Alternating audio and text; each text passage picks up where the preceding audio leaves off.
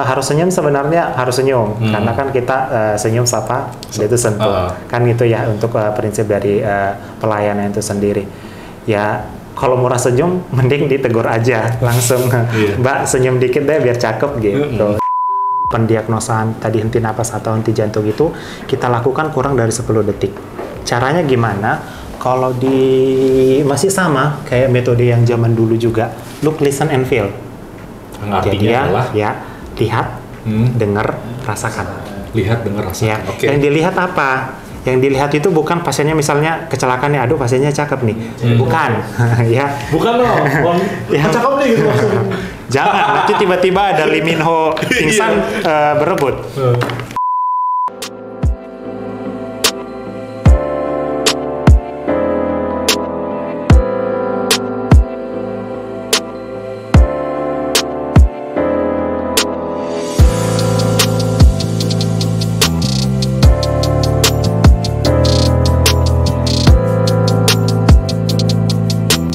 Pagi menjelang siang, Mas Ronald. Oke, selamat pagi, Mas. Akhirnya bisa diculik ke ruangan Lira Podcast ya. Oke. Ngomongin sudah berapa lama biasanya sih kalau misalkan bintang tamu di sini, khususnya tim medis, saya mau nanya dulu udah berapa lama di Rumah Sakit Lira Medica. Oke, sebelumnya saya memperkenalkan diri, saya dengan Nurse Ronald Sidabutar, selaku sebagai koordinator keperawatan di IGD Rumah Sakit Lira Medica. Ya, kalau bicara udah berapa lama sih, saya udah 5 tahun bergabung di Lira ya. Untuk saat ini saya diberikan kepercayaan untuk menjadi koordinator keperawatan di IGD-nya sendiri. Oke, IGD berarti pintu utama pasien masuk ya? Iya, kalau dibilang pintu masuk sebenarnya ada lewat poli, ada lewat IGD ya, tapi kebanyakan sih pasti lewat IGD. Tapi gimana? Ada tantangan nggak jadi perawat IGD selama ini, Mas Ronald? Bicara tantangan banyak ya, banyak keluh kesah juga dari rekan-rekan. Paling banyak itu adalah kalau misalnya di keperawatan itu kan kita ngerti jam sibuknya jam berapa, ya kalau keperawatan rawat inap maksudnya. Itu kan begitu juga dengan departemen-departemen keperawatan yang lain. Cuman kalau di IGD kan kita nggak bisa memprediksikan kapan nih pasien ini datang. Soalnya kadang ada memang jam-jam tertentu itu pasien itu datangnya gerombolan. Nah ada juga di waktu senggang justru pasiennya satu-satu bisa kita handle. Itu sih kadang kita nggak bisa memprediksikan kapan crowdednya. Jadi tiba-tiba aja ada gitu ya? Jadi harus memang standby 24 jam. Berarti bener ya, IGD itu harus standby 24 jam ya Mas ya? Iya benar. Nah, tapi sebelum di Rumah Sakit Lira itu megang IGD juga atau memang enggak? Saya memang dari IGD dari awal. Oh dari awal? Ya, saya dari riwayat saya sebelumnya mungkin di rumah sakit tetap di bagian keperawatan, tapi di Lira saya memang dari IGD. Gitu. Oke, berarti termasuk IGD itu challenging ya?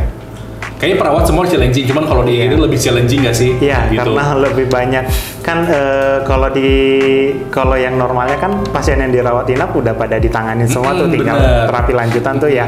Kalau di IGD kan pas dia lagi sakit-sakitnya, gitu pas lagi sakit-sakitnya datang ke kita pasti ya bukan hanya pasiennya ya, kadang respon dari keluarga dan dari kerabat yang mengantarnya juga pasti lagi panik-paniknya gitu. Iya, ibaratnya kan kalau misalkan pasien sudah di rawat inap tuh udah bersih lah gitu, udah clean lah ya. Tapi kalau misalkan di IGD kan ibaratnya pasien yang baru jatuh lah, lagi basah-basahnya gitu ya. Lagi basah-basahnya gitu, belepotan jadinya. Nah, biasanya kalau misalkan bicara mengenai rules, nih kalau misalkan sahabat Lira nih tahu nih kalau misalkan di depan ruang IGD itu ada yang namanya meja triase. Iya, triase. Ya kan? Nah, mungkin juga sahabat Lira belum tahu nih Mas, sebenarnya triase itu apa sih gitu. Nah, mungkin ini untuk para sahabat Lira ya. Kadang kan beberapa pasien itu memang kita tidak paksakan harus mengerti. Karena ini kan sebenarnya konsep dari si keperawatan dan medis sendiri. Kalau bicara dari triase itu kan dari katanya aja. Emang ini kata adopsi ya dari bahasa Perancis trie, artinya itu adalah memilah, membagi, memilah. Nah, tujuan dari triase itu sendiri adalah kita memilah. Yang dipilah itu apa ya? Dipilah itu adalah kegawat daruratan si pasiennya, gitu. Jadi pasiennya yang mana yang gawat, yang mana yang nggak gawat tapi darurat. Udah itu ada yang mana yang gawat darurat itu kita harus pisahkan karena nanti penanganannya pasti berbeda, respon time-nya pasti berbeda. Oke, jadi intinya adalah mana, maksudnya triase itu kayak semacam memilah pasien mana yang sebenarnya harus segera di segera dirawat gitu ya, ataupun diperiksa gitu. Ada yang mungkin kayak ini masih aman, masih gitu. bisa di hold dulu gitu. Nah biasanya kan pasien yang datang ke IGD kan pengen respon kita sigap cepat gitu loh. Sedangkan sebenarnya kalau misalnya dari kondisi itu masih kayak bisa dikatakan aman gitu ya Mas ya. Nah mungkin juga jadi pembelajaran gitu ya. Tidak semua pasien yang dikatakan katakanlah yang nggak darurat gitu bisa terlebih dahulu ditangani gitu ya nggak sih? Iya benar. Mungkin kayak gitu ya maksudnya ya. Iya. Jadi sebenarnya kalau bicara triase ini kan panjang cakupannya ya. Triase itu sebenarnya kalau bicara teorinya nih, ya triase itu kan dibagi dua sebenarnya. Ada triase rumah sakit, ada triase bencana. Ya, fungsinya sama-sama memilah.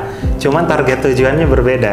Kalau di triase bencana, pasien-pasien yang masih ringan yang kita prioritaskan. Tapi kalau di triase rumah sakit justru pasien-pasien yang sekarat yang kita prioritaskan.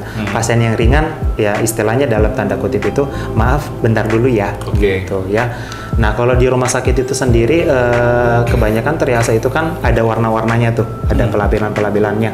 Mungkin kalau sahabat Lira pernah berkunjung ke IGD Lira Medica itu di bagian atas itu ada nomor-nomornya dan nomornya itu warnanya berbeda-beda. Kita di Lira sendiri mengadopsi model SITAS ya STAS ya itu untuk model triase rumah sakit yang kita pakai. Jadi kita punya penggolongan itu ada 4 warna. Yang pertama itu adalah resusitasi, warnanya merah. Ya, lalu ada ruangan yang urgent itu yang orange. Ya, ada yang warna kuning. Itu ada bed 1 sampai bed 6. Lalu ada yang hijau. Nah ini penggolongan warna ini sebenarnya ada artinya. Cuman kan kita nggak bisa paksain sama pasien nih, karena itu kan sebenarnya pemilahan di kita nih ya. Karena kan kita bisa, ibu hijau loh, gitu kan kita nggak bisa sampaikan kayak gitu, komplain ujung-ujungnya. Ya. Kalau untuk yang merah itu sendiri karena sesuai dengan judulnya adalah resusitasi, artinya ini adalah pasien-pasien yang nggak bisa kita delay. Ya. Jadi pasien ini biasanya yang mengalami gangguan yang bisa mengancam napas sama jantungnya. Kalau kita delay mati aja gitu. Nah, yang orange ini bisa kita delay tapi respon time-nya itu maksimal adalah 10 menit. Gitu. Yang kalau yang kuning, kalau yang orange ini berarti lebih kemana tuh penyakitnya ataupun gejalanya Mas? Lihat kondisinya sih Mas. Jadi kalau misalnya kalau banyaknya itu adalah pasien-pasien kecelakaan. Ya, karena kan kalau pasien-pasien kecelakaan, kalau perdarahannya itu aktif tuh ya, kalau perdarahannya ngocor aja gitu ya, itu kan kita lihat kesadaran pasiennya gimana. Udah itu kita lihat jalan napas sama tanda-tanda vital untuk jantungnya gimana. Kalau udah terancam kita geser ke merah. Tapi kalau misalnya nggak terancam jalan napasnya, pasiennya masih sadar, tapi ada perdarahan aktif, kita masih bisa stay di orange. Di orange. Gitu. Kalau misalnya jalan napasnya aman nih, pasiennya masih cadar, masih bisa kita ajak ngomong, masih kooperatif, ada luka tapi perdarahannya nggak aktif, kita bisa geser ke kuning. Gitu. Jadi ini sebenarnya acuan dari untuk prioritas. Nah, kalau misalnya pasiennya cuman kecelakaan, sadar bisa jalan sendiri, kebaret doang. Nah, itu hijau. Karena kan nggak ada konsep mengancam nyawa di sana. Kalau di hijau itu kita respon time-nya itu sebenarnya paling maksimal kita delay itu adalah 60 menit sebelum dilakukan pemeriksaan yang hijau. Karena prinsipnya artinya 60 menit nggak diapa-apai, bukan ya? Maksudnya 60 menit kita nggak lakukan tindakan untuk life saving, pasiennya nggak bakalan kenapa-kenapa. Gitu. Nah cuman ya di praktek di lapangannya ya kadang kan kita juga mengerti faktor dari pasien ya. Yang namanya panik kan orang diajak edukasi panik pasti susah. Ya, itu gimana, ada nggak triknya biar nih sebenarnya nggak kenapa-napa loh Bu atau Pak gitu loh? Sebenarnya sih lebih ke arah edukasi ya yang kita sampaikan. Cuman ya kadang edukasi kan itu kembali ke personal masing-masing ya.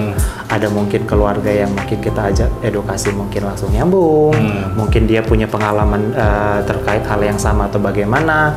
Cuman ada yang saat kita edukasi malah langsung membuat blokade di kita. Akhirnya pasien-pasien ini seperti yang paling sering itu kita baru mengatakan, oh begini Bu, dia udah naik 1 oktav tuh. Nah biasanya kalau untuk dalam kondisi seperti itu kita lebih sering mendengarkan dulu, mendengarkan keluh kesahnya apa, lalu kita berusaha menganalisa, baru nanti kita tanya yang tidak dimengerti apa, gitu.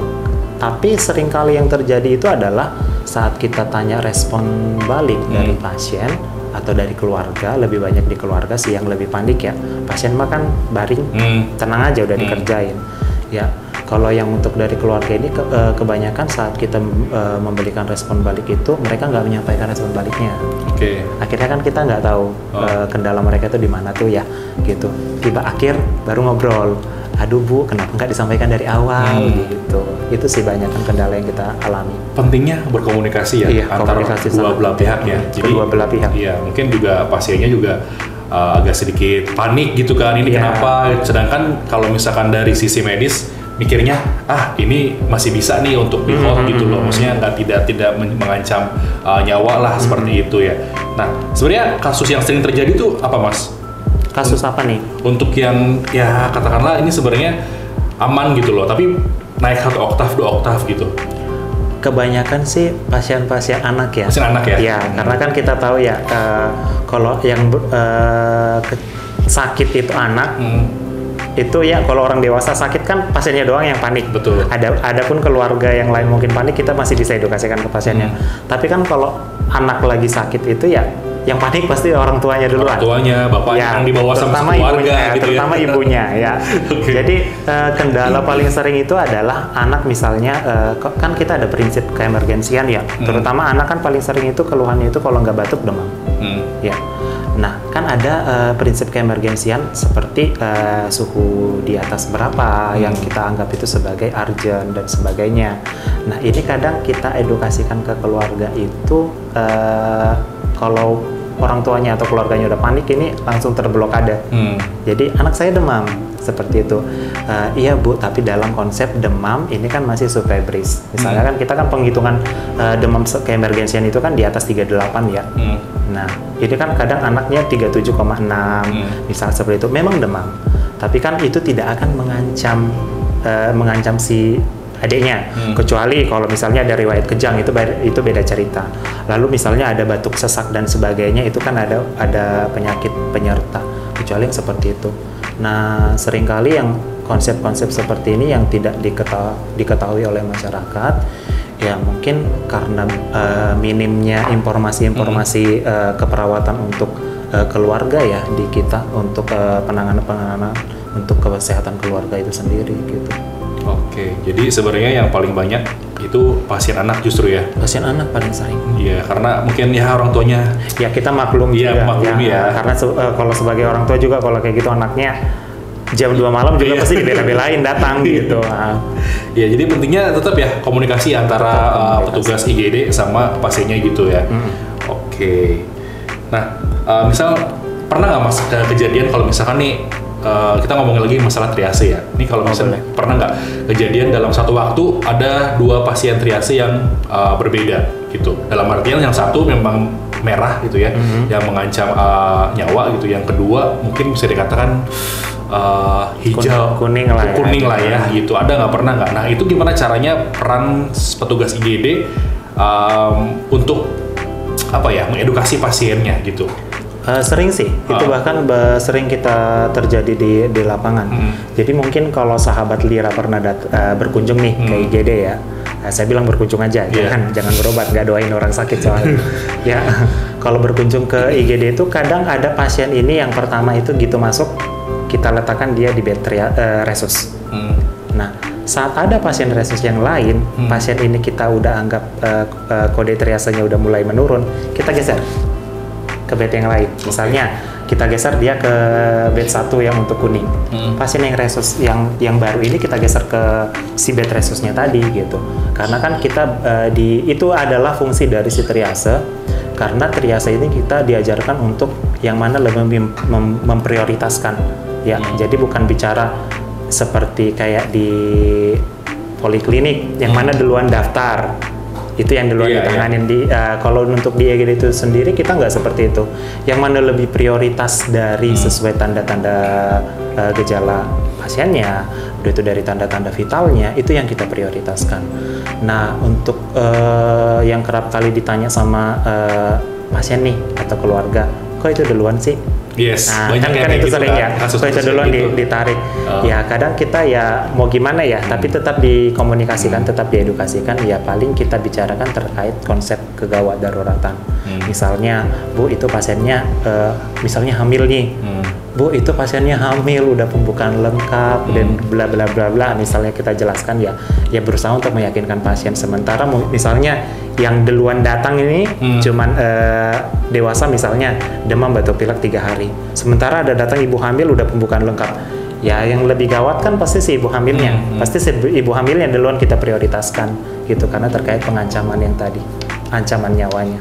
Oke, jadi emang bener ya, maksudnya ini yang perlu di-highlight adalah pasien IGD tidak sama dengan pasien rawat jalan gitu, sesuai dengan antrian ya. Jadi walaupun saya duluan nih, saya pilek gitu kan, terus tiba-tiba ada yang nyalip dengan dengan triase yang merah gitu ya, yang mengancam nyawa, yang memang harus sesuai dengan prioritas utama gitu ya. Iya, bisa jadi.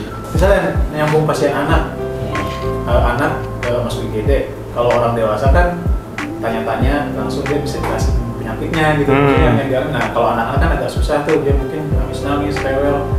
Nah biasanya gimana tuh tantangannya atau kalau untuk pengkajian pasien anak berarti iya, anaknya rewel, nggak bisa jelasin sakitnya kan yang ngalamin anaknya, sementara ibunya ikutan panik ya. Iya, itu sih sering. Salah satu yang dijelaskan tadi si masnya ya, kalau terkait kendala kan pasien anak nih. Nah untuk anak itu sendiri kan kita pengkajiannya berbeda dengan pasien dewasa. Kalau kita di Lira kan kita udah pakai sistem EMR ya. Jadi pengkajiannya itu sudah langsung sinkron ke usia. Yes. Nah, jadi kalau misalnya pasien usia anak itu juga itu akan pengkajiannya yang dipertanyakan di sana itu juga pasti berbeda. Misalnya kayak pengkajian nyerinya, pengkajian nyeri yang untuk anak dengan orang dewasa beda dong. Kalau orang dewasa dia bilang, ayo Pak bisa disebutkan dari angka 1 sampai 10 Bapak ada di level mana gitulah istilahnya ya. Kalau anak kan nggak bisa bilang apalagi gitu. Anak yang baru belajar ngomong ya. Iya, Dek dari 1 sampai 10 ya ngomong mami aja masih udah lumayan ya dia ngomongnya demikian. Kalau di anak itu kita lebih ngelihat respon feedback anak. Ya misalnya kayak anak kan suka yang mana yang aduh kan kayak gitu ya. Sakit gitu ya. Kalau misalnya kalau kita yang lebih aktif. Kalau misalnya mengkaji anak misalnya kepalanya aduh enggak, perutnya aduh enggak gitu ya. Kita berusaha untuk mengikuti si budaya si anaknya gitu. Nah, memang kalau dibilang sulit ya. Mengkaji anak itu jauh lebih sulit dibandingkan mengkaji si orang dewasanya. Karena orang dewasanya dia langsung ngerti. Saya keluhan saya ini nih. Saya ini yang gak enak itu ini nih. Kalau anak kan kita yang harus lebih aktif menggali. Apalagi nih keluhannya. Kalau dia bilang sakit perut, kita tanya ke ibunya, Bu, BAB-nya gimana? Buang air kecilnya gimana? Dia tuh muntah nggak? Kalau dia bilang muntah, baru makan apa, Bu? Kadang kan kalau kita harus tanya, aktif bertanya itu kan, kalau beberapa orang yang mungkin ya tetap aja ya, ada orang yang mungkin sensitif dan panik dan seperti itu kan, nanya mulu kan gitu. Ya, padahal sebenarnya tujuan kita bertanya itu adalah misalnya nih contoh kasus perutnya sakit. BAB-nya gimana? Mencret. Lalu ada muntah, Bu, ada muntah dia mungkin ibunya mengatakan demikian. Lalu bilang baru makan apa? Misalnya baru makan coklat. Nah, kita tanya, coklatnya bagus nggak? Ibu beli coklatnya di mana? Buat sendiri nggak? Nah, kalau misalnya beli di jalan, ya kalau mungkin kayak produk toko nih, kan itu udah langsung ada lisensi dan sebagainya ya. Tapi kan kalau produk-produk istilahnya yang di-made by human lah, istilahnya dibuat sendiri, dijual sendiri dan berkeliaran seperti itu ya, kan mungkin ada masalah sanitasi. Terutama kan paling sering itu orang yang konsumsi makanan berhubungan sanitasi ujung-ujungnya kena tipes. Yes. Ya, itu kita targetnya ke sana. Adakah riwayat? Karena kalau misalnya tanpa riwayat kita langsung blus-blus saja pemberian terapi, konsultasi ke dokter dan sebagainya, bisa nggak on point terapinya gitu. Berarti emang secara prosedur emang kayak gitu kan? Maksudnya bukan kayak perawatnya, banyak nanya banget judes gitu. banget nih perawatnya gitu. Gitu apalagi ya. Ini pasien anak saya lagi sakit gitu loh. Maksudnya ayolah tangani gitu. Tapi jangan banyak tanya lah gitu. Tapi secara prosedur emang kayak gitu. Jangan sampai nantinya justru malah ada diagnosa penyakit lain gitu nggak sih? Mungkin gitu ya tujuannya ya. Karena kan kalau kita makin banyak bertanya itu juga karena kita melihat kondisi pasiennya. Kalau kondisi pasiennya seperti yang saya katakan tadi triasenya ya, kita bisa banyak tanya untuk pasien-pasien triase kuning sama hijau. Ya, kalau pasien merah misalnya nih triase merah resusitasi, kan pasiennya udah nggak sadar, kita mau tanya siapa? Pasti kita akan atasin dulu. Misalnya kita langsung kaji objektifnya dulu. Apa yang kita temukan kita tanganin dulu. Baru nanti sambil kita tanya nih ke keluarganya, Bu ada riwayat sakit apa? Ada keluhan apa sebelumnya? Ada riwayat jatuh enggak gitu. Itu sembari. Tapi kalau yang mungkin kita tanya di awal itu justru karena kita udah anggap itu triasenya levelnya lebih sedang keringan lah gitu. Jadi sesuai dengan zona juga ya? Iya, sesuai dengan zona. Dengan zona warna itu yang tadi sudah disebutkan ya. Kalau untuk indikasi rawat dan rawat inap atau rawat jalan kan itu pertama tergantung indikasi dari medisnya. Ya, kalau di IGD kan misalnya pasien datang lagi sakit-sakitnya tuh, kan kita pasti adalah pemberian terapi dulu tuh, kolaborasi dengan dokter IGD-nya. Nah, dari sana itu nanti kan akan dilanjutkan screening, apakah pasiennya akan dilakukan pemeriksaan lab, apakah ada pemeriksaan penunjang lainnya, itu nanti hasil kolaborasi dengan dokternya. Nah, kalau memang ternyata dari hasil screening dan observasinya aman sih dari dokternya, misalnya boleh rawat jalan dulu ya, nanti kontrol kemari-kemari, ya kita akan edukasikan untuk hal tersebut. Tapi kalau misalnya dari dokternya rawat inap nih, karena ini ada tanda-tanda kemari, itu udah masuk ke dalam indikasi rawat inap, ya kita akan proses untuk alur rawat inapnya gitu. Ya itu terputus kalau misalnya si pasiennya menolak ya, tapi kan itu tetap jatuhnya kita anggap sebagai indikasi rawat inap. Nah, Mas, ada beberapa yang masukan ataupun bisa dikatakan komplain kali ya. Itu maksudnya dalam artian tuh ke IGD gitu. Nah, ini kenapa sih ada beberapa pasien yang mengeluhkan kenapa sih petugasnya itu kayak terkesan judes gitu loh. Padahal kan harus sigap nggak sih, nggak murah senyum dan lain-lain gitu kan. Mungkin bisa di ini kali ya, yang masalah yang murah senyum gitu loh. Ya, jadi nggak yang murah senyum gitu, IGD itu harus yang kayak sat-sat gitu. Nah, itu gimana tanggapan nggak? Kalau dibilang murah senyum ya mungkin lebih ke personal ya kalau tentu terkait itu. Nah, seperti saya katakan tadi kan kayak IGD itu adalah departemen yang crowded, yang padat. Jadi mungkin kalau di keperawatan rawat inap atau mungkin departemen lain kan mereka ada jam-jam sibuknya, ada jam-jam lenggangnya. Jadi istilahnya bisa tarik nafas dulu nih, gitu. Nah, kalau di kita kan sulit itu terjadi. Kalau sebenarnya harus senyum, karena kan kita senyum sapa, yaitu sentuh, kan gitu ya untuk prinsip dari pelayanan itu sendiri. Ya, kalau murah senyum, mending ditegur aja langsung, Mbak senyum dikit deh biar cakep gitu. Ya, kalau itu sih tetap target pekerjaan sih ya. Kalau untuk murah senyum. Tapi kan kadang kita juga harus mengerti kondisi pasien. Kadang kan nggak mungkin si perawatnya ini, perawat atau triase atau dokternya ya datang menerima pasien dengan kondisi gawat, dia senyum, iya Bu, selamat pagi. Aneh jadinya ya? Aneh jadinya. Malah jadi apaan senyum-senyum gitu ya, orang mau. Jadi memang sesuai situasional juga kita senyumnya gitu. Jadi intinya adalah karena banyakkan pasiennya yang begitu di IGD, ya mungkin lupa kali senyumnya. Karena prioritas pasien yang lebih utama gitu ya. Jadi kayak timnya tuh crowded dan juga sat-sat gitu ya. Jadi tuh harus yang namanya ya sigap lah gitu. Senyumnya ditahan dulu lah gitu. Atau jangan-jangan saking sibuknya nafas aja lupa nih petugasnya gitu. Kadang minum lupa Mas.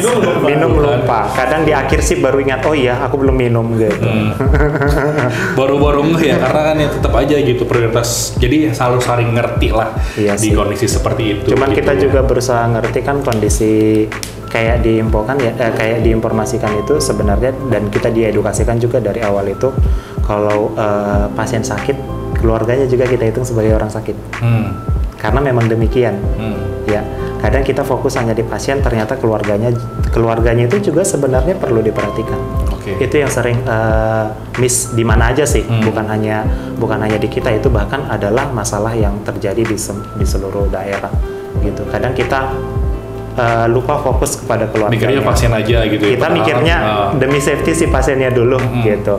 Ternyata keluarganya di sana bengong-bengong, nggak ada yang respon. Itu sih yang sering terjadi, makanya kita sering miss. Gitu. Terkait yang tadi IGD untuk bencana, nah itu kenapa yang ringan dulu yang didulukan? Nah, kalau ini kita bicara balik ke triase lagi ya, kan tadi triase itu ada 2, bencana sama hospital.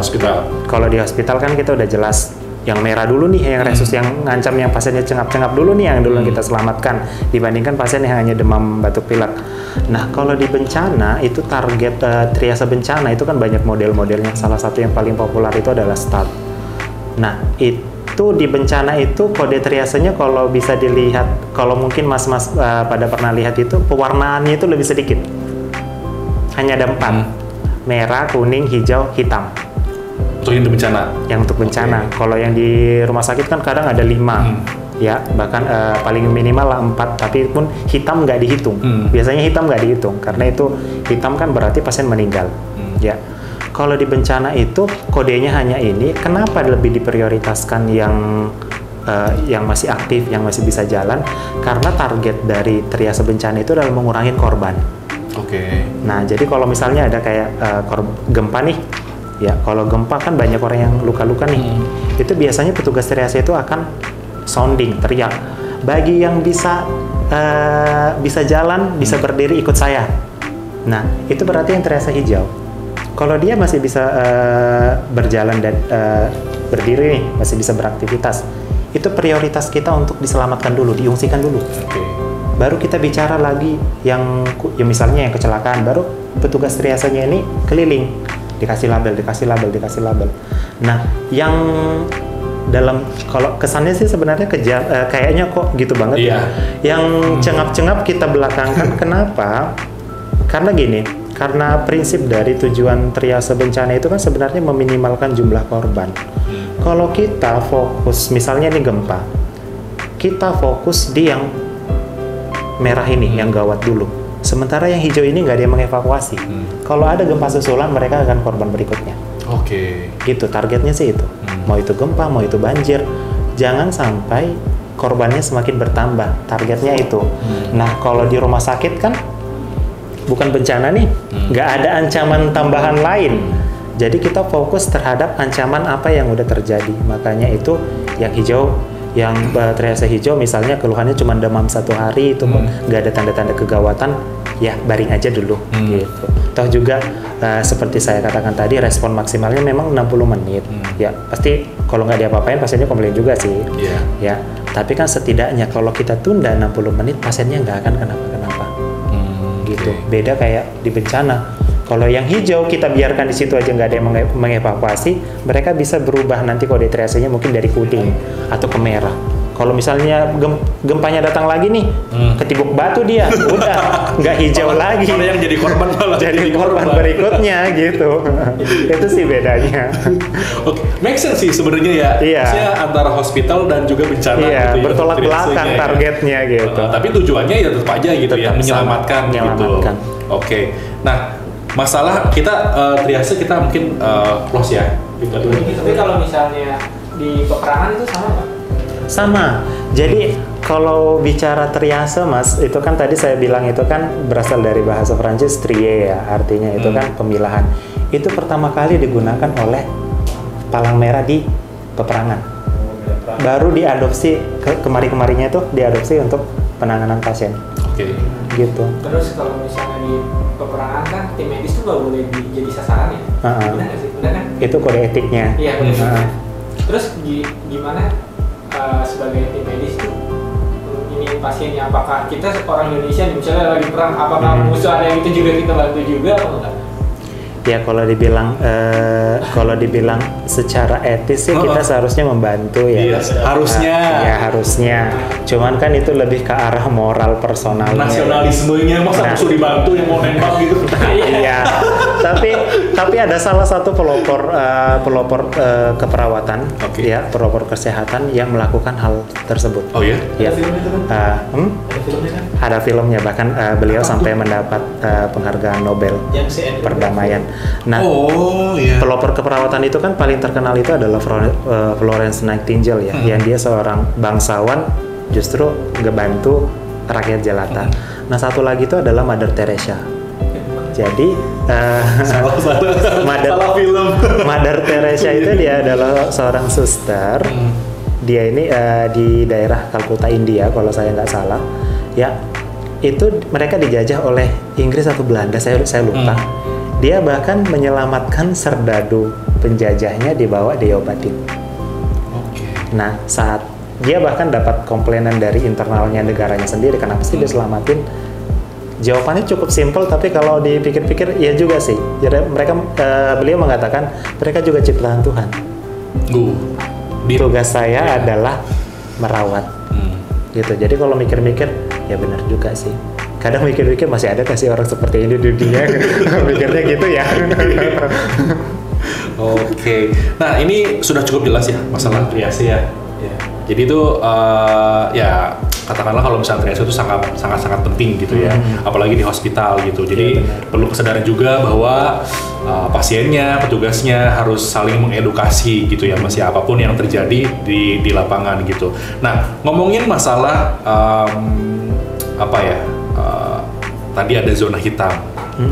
Ini apalagi kalau misalnya kemarin ada kasus yang banyak kasus tapi yang saya tahu yang ada satu kasus yang pasien dibawa ke sini gara-gara rekan kerjanya di lapangan tidak tahu mengenai BHD gitu ya Mas ya. Yang kesetrum. Kita spoiler, yang kesetrum. Ada pasien yang kesetrum dibawa sama rekan kerjanya ke sini dan sudah tidak selamat. Mungkin kalaupun memang rekan kerjanya ini tahu bantuan hidup dasar itu mungkin pacu jantungnya masih ada gitu ya Mas Ronald ya. Penanganannya masih di awal. Iya. Nah, seberapa penting BHD ataupun bantuan hidup dasar itu Mas Ronald? Karena Mas Ronald ini salah satu anggota ya. Iya. Jadi saya juga kita kan di Rumah Sakit Lira itu kan punya ada yang namanya PIC untuk Code Blue. Jadi yang untuk nanti di pelatihan untuk bantuan hidup dasar untuk pasien-pasien dengan keemergensian medis ya. Saya salah satu anggotanya, ya ketuanya oleh dokter IGD kita sendiri. Jadi ini untuk sahabat-sahabat Lira juga ya, untuk terkait BHD. Mungkin ada yang pernah terpapar, ada yang mungkin nggak sama sekali. Betul. Takutnya kan kalau di lapangan bingung harus ngapain gitu ya. Iya benar. Nah, BHD itu sendiri adalah bantuan hidup dasar. Ya, bantuan hidup dasar itu bisa dilakukan siapa aja. Jadi jangan harus lu medis dulu. Lu nggak harus jadi dokter, nggak harus jadi perawat, nggak harus jadi bidan. Pokoknya siapa aja. Mau dia itu hanya ibu rumah tangga, mangga. Orang kantor, mangga.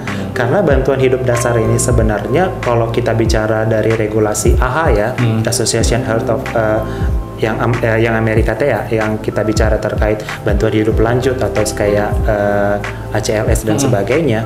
Ini bisa diperuntukkan untuk masyarakat umum. Nah, ini udah berlaku di negara-negara maju. Nah, bantuan hidup dasar itu target kita itu hanya ada 2. Pasien henti jantung, henti napas. Ya, kalau henti jantung kita RJP, pijat jantung. Kalau henti napas dikasih bantuan napas. Sesimpel itu sebenarnya. Cuman gimana cara kita memberikan bantuannya itu yang harus kita pelajari. Kalau bicara terkait BHD dan sebagainya itu sebenarnya kalau apalagi kita udah teknologi canggih, informasi elektronik ada di mana-mana, itu bisa dicari di mana aja. Nah, kenapa BHD ini penting? Kalau kita bicara ya, kalau secara medis itu ada yang namanya mati itu ada 2 Mas. Ya, kalau orang awam kan bilangnya ya mati gitu ya. Nah, kalau di medis itu mati ada 2. Mati klinis, mati biologis. Ya. Kalau mati klinis, klinisnya yang mati. Artinya nadi nggak ada, napas nggak ada, ya. Tapi istilahnya organnya kemungkinan masih berfungsi. Nah, kalau mati biologisnya yang mati ya berarti si organ atau si biologisnya si pasien itu udah mati, nggak bakalan bisa diapa-apain. Oke. Nah, yang bisa kita selamatkan adalah yang klinis. Ya. Nah, mati klinis ini itu ada respon time-nya. Kalau berdasarkan AHA itu sendiri, kita respon time itu kurang dari 20 menit. Itu tergantung respon time otak kita nggak dapat oksigen. Nah, kalau kita, ini jadi teori banget nih ya. Oke, nggak apa-apa. Oke. Nah, di tubuh kita ini ya, kita bicara manusia lah ya, nggak usah bicara makhluk hidup yang lain. Di tubuh kita ini ada yang namanya segitiga. Saya dulu diajarkan demikian oleh dosen saya, segitiga yang paling berbahaya. Otak, paru, jantung. Yang tiga ini nggak boleh gagal fungsi satupun. Kalau otaknya nggak berfungsi, jantung sama paru pasti akan gagal fungsi. Kalau jantung nggak berfungsi, nggak ada yang mompain darah, otak sama paru pasti mati. Paru nggak berfungsi, nggak ada yang ngambil oksigen. Jantung sama otaknya juga mati. Nah, paling bahaya itu adalah si otak sebagai komando. Otak kita itu hanya bisa walaupun otak itu istilahnya dia komando, dia bosnya nih, yang mengatur, lo ngerjain ini, lo ngerjain itu, dalam arti kasar seperti itu.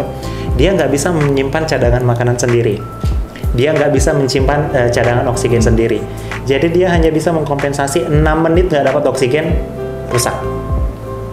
Gitu. Nah, itu kenapa respon code blue di Lira sendiri itu adalah kurang dari 5 menit. Kurang dari 5 menit, tim advance. Ini kita bicara tim advance. Tim advance-nya harus datang. Ya. Tapi kalau misalnya ada yang henti napas, henti jantung, kurang dari 10 detik harus dikerjain. Gitu. Karena kita bicaranya itu adalah golden period. Semakin lama dikerjain, maka persentase untuk survive-nya yang tadi mati klinis, lama-lama kalau nggak dikerjain jadi mati biologis. Nah, ini yang sering terjadi di masyarakat. Kadang pasiennya tadi kita antar itu masih ada kok napasnya. Nah, dia tuh masih hangat kok. Ya kadang kita kaji, Bu, ini dibawa dari mana? Dari rumah. Rumah ibu di mana? Gitu. Misalnya rumahnya ada di ujung Karawang nih. Estimasi perjalanan dari sana ke Lira itu ada berapa lama? Kalau udah lebih dari 30 menit, ya maaf, yang dibawa itu pasti udah nggak ada. Karena dia pasti udah respon time-nya aja 20 menit. Untuk yang tadi yang menurut AHA 6 menit nggak dapat oksigen, itu si otaknya udah kematian jaringan. Yang sifatnya itu irreversible, artinya nggak bisa dikembaliin. Ya, kalau masih kurang dari 6 menit masih bisa lah mungkin ditangani. Nah, kebanyakan ini cuman gambaran kasar aja ya. Ada nggak yang selamat kalau diselamatkan lebih dari 10 atau 20 menit seperti itu, misalnya dilakukan baru dilakukan RJP itu setelah 10 menit atau 15 menit? Ada, tapi pasti resikonya ya seperti saya katakan tadi, irreversible. Ya, misalnya pasiennya yang pernah dengar yang koma jadinya, artinya pasiennya nggak memberikan respon, artinya pasiennya bahkan ada yang sampai kalau medis bilang itu mati batang otak. Artinya pasiennya itu hanya mengendalikan mesin, tanpa mesin dia nggak bisa hidup. Nah, itu yang sering terjadi. Nah, untuk BHD itu sendiri kan yang perlu diketahui itu sebenarnya BHD itu adalah gimana cara RJP, gimana ngasih bantuan napas. Udah, itu doang. Nggak usah bicara, ini harus dipasang infus, nah itu harus diberikan obat, itu nanti kerjaannya tim advance. Yang penting, ini nadinya, ini jantungnya berdenyut aja dulu gitu lah. Darahnya itu masih tetap disebar aja dulu gitu kan. Tujuan dari RJP itu kan kita pijat secara manual tuh, karena jantungnya berhenti. Jadi kita pompa jantungnya secara manual biar si jantung ini tetap memompain darah ke si paru-paru sama si otak tadi. Jadi fungsinya nggak kolaps gitu. Tapi kan kalau jantungnya berhenti doang, yang dua tadi itu pasti mati gitu. Jadi penting banget ya masalah BHD ini ya. Kita punya ada kasus yang pernah terjadi di Lira ya. Kalau perbandingan ya, ada pernah kasus arrest henti jantung di rumah. Itu dibawa sendiri oleh perawat dari kita. Ya, perawat dari kita, dia melakukan RJP dari rumah sampai ke rumah sakit, dan terbukti pasiennya survive. Pasiennya udah pulang, sehat. Gitu. Itu kadang kan ini yang kita sering salah nih ya. Kalau bukan hanya di sini sih, rata-rata seperti masyarakat di kita. Kalau ada pasien yang nggak sadar, yang duluan dicari apa? Kendaraan. Oh iya. Langsung bawa. Cari ini mobilnya ngangkut atau mikirin transportasi. Sementara si pasiennya misalnya hanya terbaring di tempat tidur, hanya ditangisin. Nggak diapa-apain gitu. Padahal alangkah lebih baik sembari keluarganya nyari kendaraan nih. Ada satu orang keluarga yang mungkin udah tahu tentang BHD, nge-RJP itu pasien. RJP pasien itu sebenarnya apa sih indikasi untuk RJP itu? Seperti saya katakan tadi, henti napas, henti jantung. Mendeteksinya gimana? Kalau henti napas, itu kita nggak lihat paru-parunya ngembang dong. Ya, nggak ada napas dong. Diajak ngomong nggak, pasti nggak bakal diajak ngomong, pasti nggak sadar. Istilahnya apa? Pasien nggak sadar biasanya. Kalau mendeteksi henti jantung itu seperti apa? Paling gampang itu yang ini, arteri karotis. Dicek nadinya? Iya. Ini jakun, ambil 2 jari ke kiri atau ke kanan, itu ditekan. Itu adalah arteri gede. Pasti berdenyut. Kalau nggak berdenyut berarti mungkin siluman. Ya. Itu. Jakun sebelah sini. Kiri atau ke kanan sama aja. Kiri kanan atau sama aja. Sama aja. Itu kencang. Ya, kita bahkan udah tahu cara menghitung nadi. Rata-rata mungkin orang awam aja bisa mengecek nadi ya. Tapi nadi itu kan udah jauh, kita anggap sebagai kapiler ya, udah jauh dari jantung. Jadi itu wordnya lebih ke sini ya Mas, untuk jantung. Jantung kan di sini. Adanya kan di sini. Itu kencang. Kalau nggak berdenyut sama sekali, nggak keraba, itu makanya dibilang respon time-nya kurang dari 10 detik. Kurang dari 10 detik orang yang meraba itu kok kayaknya nggak ada ya, atau mungkin lemah dan sebagainya ya, atau mungkin dia nggak ngeraba sama sekali, kurang dari 10 detik anggap aja nggak ada, langsung RJP. Berarti stepnya adalah untuk RJP itu ada tekniknya berarti dong? Ya, kita kan kalau kita bicara BHD itu kan pertama itu kan recognize, kita kenali dulu, ya henti napas atau henti jantung. Ya kalau misalnya nggak ada napas, nggak ada nadi nih, ya langsung kita RJP. Tekniknya beda-beda.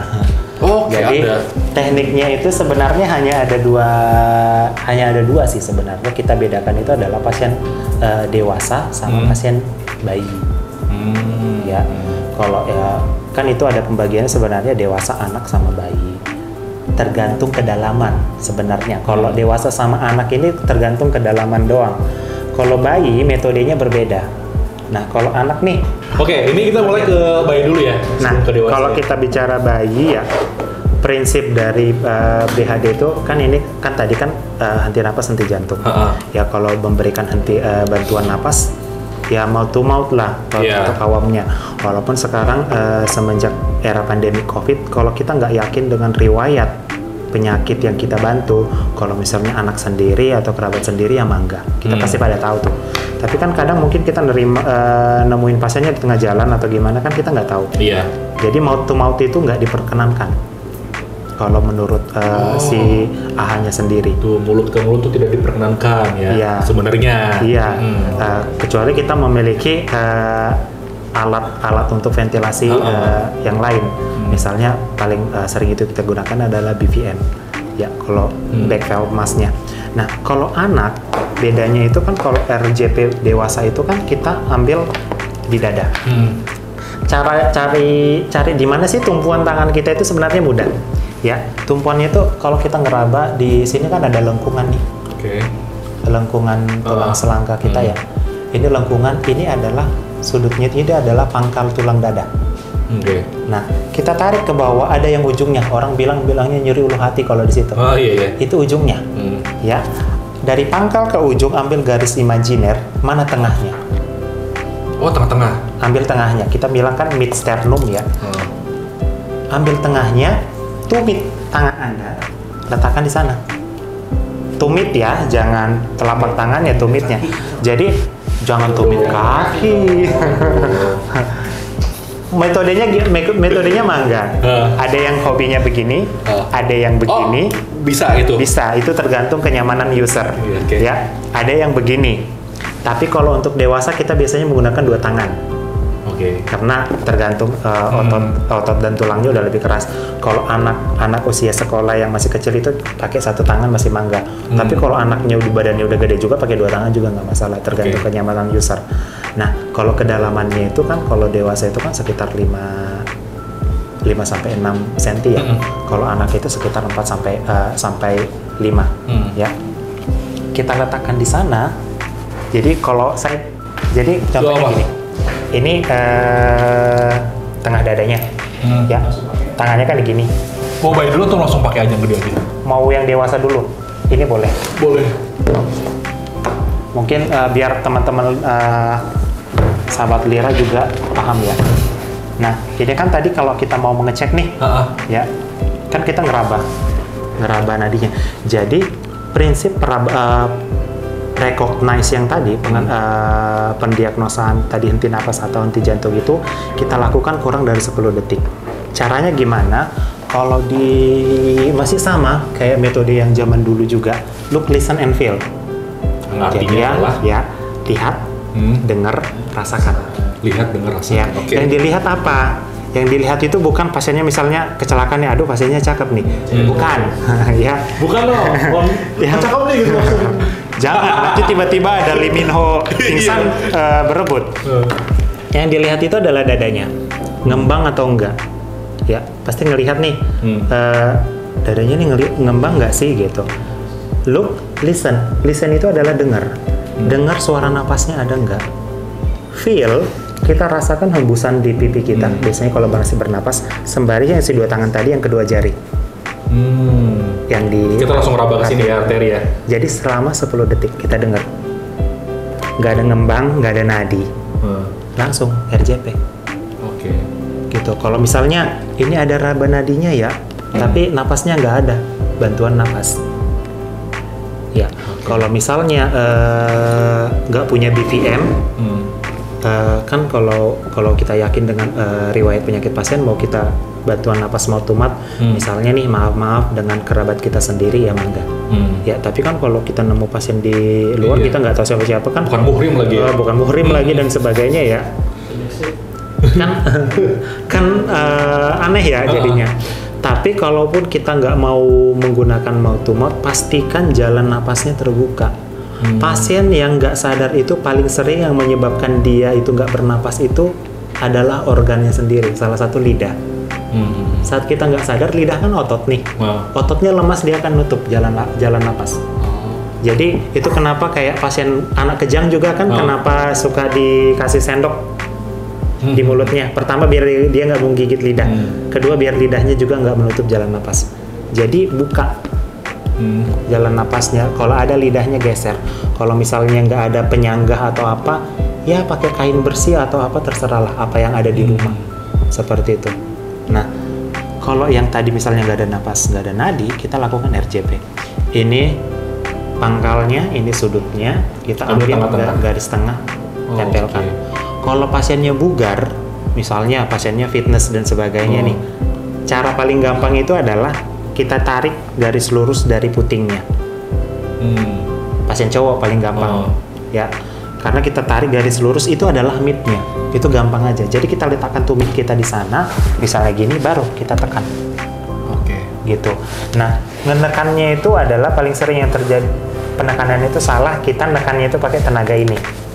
Padahal sebenarnya enggak, kita nekan itu kalau begini, ini harus lurus. Kita nekannya itu pakai tenaga bahu yang dorong. Bahu. Dorong seperti itu. Bukan masalah ini ya? Bukan masalah otot ini. Karena sebesar apapun otot Anda, kalau kayak gitu ujung-ujungnya nanti gemetaran. Pasti akan lebih mudah lelah. Nah, perbandingannya itu adalah 30:2. Artinya, kita hitungnya itu adalah 30 kali di RJP, 2 kali napas. 30 kali RJP, 2 kali napas. Begitu sampai 5 kali siklus. Nah, setelah 5 kali siklus, yang tadi lagi, look, listen and feel. Ada nggak? Dicek lagi ya? Iya, kalau nggak ada, kerjain lagi. Sampai misalnya dibawa ke rumah sakit, atau misalnya sampai ambulannya datang. Karena perlakuannya di rumah sakit juga gitu. Sampai nanti tim code blue-nya datang, itu yang dikerjain oleh penolong pertama. Gitu. Oke. Nah, Kalau untuk itu untuk yang pasien dewasa atau anak ya sama aja. Kalau untuk pasien bayi, coba pinjam. Kan nggak mungkin nih pakai satu tangan, remuk atuh. Ya. Kalau bayi itu caranya ada dua. Pertama itu adalah kita menggunakan 2 jari. Posisinya sama. 2 jari. Atau begini.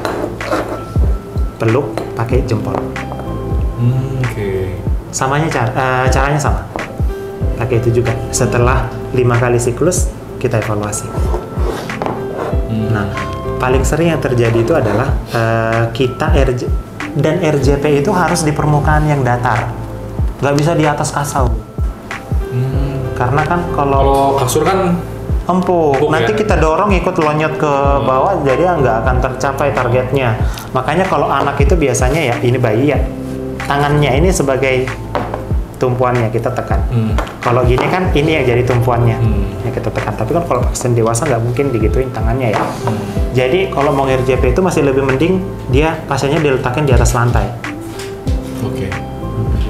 Tapi kan kalau andaikan di bawah mobil, kalau mobilnya kayak jok belakang kan datar ya, keras ya. Kalau andaikan di kursi penumpangnya juga, kursi mobil kan keras, nggak seperti kasur atau mungkin spring bed atau apa ya. Jadi diusahakan ya di permukaan yang datar dan keras. Itu sih. Dan memang cukup penting ya, takutnya justru jauh dari rumah sakit. Iya, benar. Ataupun ada kita ngelihat di jalan gitu kan, ini juga jadi pengetahuan yang sangat penting sebenarnya. Dan satu lagi yang membuat orang itu khawatir untuk meng-RJP itu adalah kita sebut itu adalah krepitasi.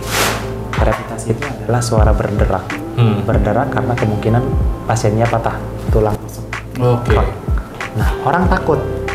Padahal sebenarnya itu adalah menandakan kalau RJP Anda berhasil. Walaupun kan RJP berhasil, tulang rusuknya patah. Mendingan mana, tulang rusuknya patah atau orangnya mati? Ya, itu kita ada prinsipnya better istilahnya break ribs-nya dibandingkan dying. Jadi lebih baik tulang rusuknya yang patah bisa disembuhkan ya. Iya, masih bisa kita konsulkan ke BTKP dan sebagainya untuk operasi lah ya. Dibandingkan si jantungnya nggak berdenyut, ujungnya meninggal gitu. Ya kalau tulang rusuknya yang patah, jantungnya balik kembali kan masih bisa diselamatin gitu. Prinsipnya gitu sih. Cuman kalau udah aku takut, kasihan gitu. Kalau dibilang bukan kayak dibilang kasihan aja, dibilang gitu ya. Padahal itu sering terjadi di GD, soalnya kita RJP ya kerak dan sebagainya, keluarganya bilang udah deh nggak usah dilanjutin. Padahal kita apalagi kalau kita lihat nih progres setelah kita RJP ini bagus, aduh sangat sayang banget ya. Sangat disayang. Padahal mungkin one step lagi sadar gitu ya. Mungkin one step lagi, janganlah sadar, setidaknya balik nih ya, kita bisa terapi lanjutan dan sebagainya gitu. Tapi kadang kita kan ngikutin keputusan pasien dan wali ya. Iya. Balik lagi ke keluarga gitu. Kembali karena itu hak dari pasien dan keluarga. Siap. Lagi teman-teman yang mau tanya? Posing berjam. Oke. Mas Ronald, thank you banget sudah mampir di Lira Podcast. Ini sangat penting banget informasinya, apalagi dari kita mulai tadi ngebahas mengenai triase di IGD, terus pelayanan seperti apa, terus juga kita tadi sedikit mampir ke BHD gitu ya. Bantuan hidup dasar tuh sebenarnya juga sangat penting gitu ya. Benar. Jadi diharapkan untuk kedepannya mungkin sahabat Lira yang nonton di rumah ini bisa teredukasi mengenai beberapa hal yang tidak dimengerti awalnya jadi paham gitu loh. Seperti tadi maksudnya bukan tidak mau menangani pasien, tapi dilihat lagi dari triasenya, zonanya yang mana gitu ya. Mas Ronald, thank you banget sudah mampir. Kita nanti ketemu lagi gitu ya. Nanti kita ketemu lagi ngebahas yang lagi seru lagi ya. Boleh. Gitu ya. Mas, terakhir nih closing statement, apa yang ingin disampaikan kepada sahabat Lira yang lagi nonton gitu, apapun itu. Paling buat untuk sahabat Lira ya, jika misalnya ada, ini terutama untuk pelayanan di keemergensian untuk di Rumah Sakit Lira Medica, paling kalau untuk ada masukan, saya orangnya welcome. Jadi kalau misalnya pasien itu ada langsung masukan dan menyampaikan saat itu, kita akan lebih welcome gitu, karena kan kalau misalnya pasien ada kendala nih, dia menyampaikan, kita akan berusaha mencari progresnya pada saat itu juga. Gitu. Nah, untuk pelayanan di Lira tetap berobat ke Lira aja ya. Kalau untuk terkait itu, kalau misalnya ada masukan-masukan untuk membangun untuk program lebih lanjutnya sih, saya orangnya welcome gitu. Jadi intinya adalah kalau sahabat Lira yang ngerasa ada ganjel di hati gitu lah, nggak apa-apa, disampaikan saja di tempat gitu ya sama petugas IGD, sampaikan aja gitu ke petugasnya. Jadi biar nanti juga bisa jadi apa namanya awareness lah untuk kitanya gitu ya, untuk petugas IGD kan. Mas Ronald, thank you lagi sekali sudah mampir. Sama-sama, Mas. Siap. Nah, sahabat Lira semuanya, jangan lupa untuk like, komen, dan juga subscribe episode kali ini, dan sampai jumpa di episode podcast Lira Podcast selanjutnya. Saya Abi, Mas Ronald, dan juga kru yang bertugas pamit undur diri. Wassalamualaikum warahmatullahi wabarakatuh. Kelira aja, janji temu jadi lebih mudah dan cepat dalam genggaman. Download aplikasinya sekarang.